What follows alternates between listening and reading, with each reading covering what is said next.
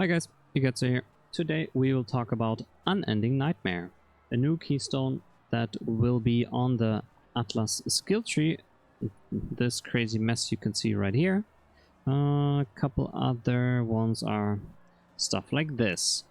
We're talking about Delirium. If you don't know what Delirium is, there should be a video somewhere here.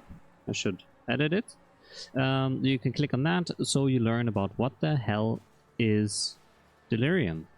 For those people who now know or watch the video, I'm still gonna quickly show you and we talk about Unending Nightmare. Let's see. We have the Delirium Mirror here. We'll pop it and then we get a... Well, it's not really a timer, but there is a time element to Delirium and there is a reward element to Delirium. This one will always stay. So you are pressured to keep running with the fog. If you stand still, you can see in what direction the fog grows, and that's the direction you will go. If you stay here and the fog passes by and you're losing it, then the delirium is over. You can also manually click this button right here to end the delirium. And your rewards, by the way, go up the more mobs you kill. They get tougher as well. It's all in the other video where I talk about it. So let's talk about Unending Nightmare.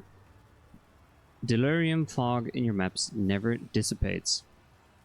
You can take your time. Once you activate it, you're not in a rush. You can take your time and clear every single mob on the map. So it's quite the min-max potential in that regard. Delirium orbs cannot be found in your maps. Normally, maybe it's going to happen now. Very unlikely. I think it's tier 1 map. I think it spawns at 1 point.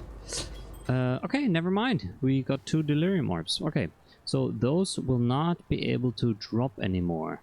And it's a very big downside. But it's, you know, I can see myself picking this up because I really like delirium, but I hate getting rushed. And the last one is simulacrum splinters cannot be found in your maps. They were very cheap in the last league, or today I think the Crucible is still running. They were very cheap and some people are just not interested in collecting them or running the simulacrum, so they don't care.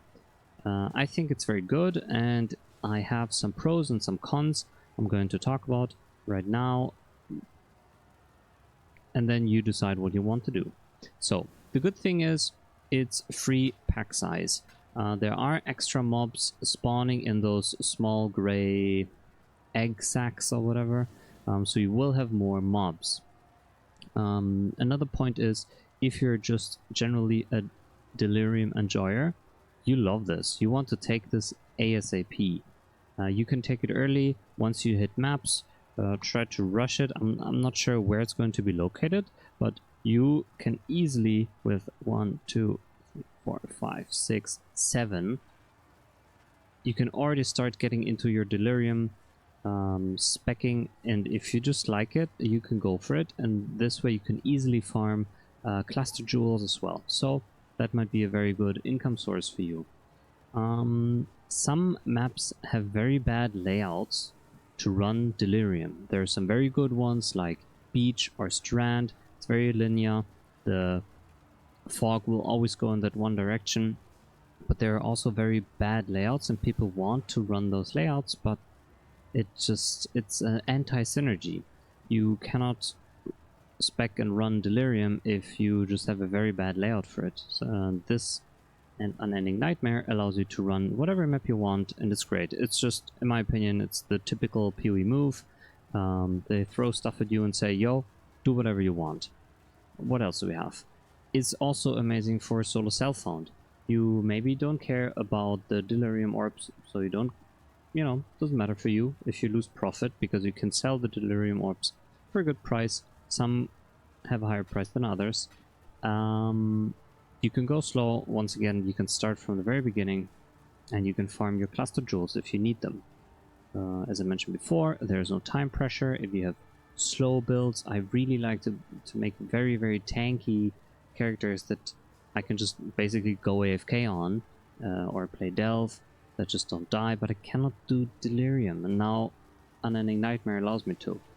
You can also farm divination cards, because the fog or the Delirium mechanic itself increases the juice a lot. You get a lot more quantity, you get a lot more rarity, and if you just want to farm divination cards on certain maps, that's another tool to juice up your maps. What else do we have? Yeah, Delirium orbs are gone, but that also means you don't need to sell them.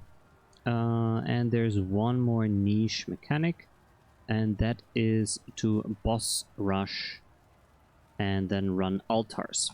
There are 2 endgame bosses. Spoiler alert. One is, or what you can spec into is either the Exarch, or you can spec into, what's the other one called? Well, the green boy. Who knows? Yeah, you can spec in either one of those, and they will also have altars. And you can first kill the boss of the map and don't touch any altars. And once the boss is dead, you then finish the rest of the map.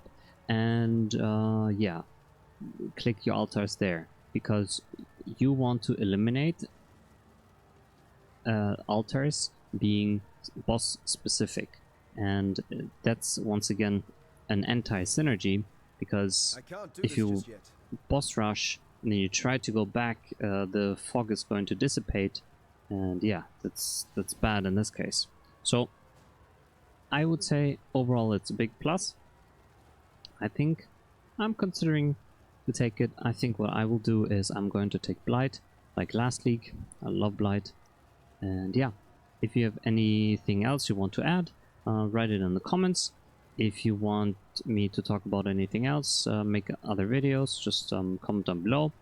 If you liked it, thumbs up and subscribe, and see you in the next video, people.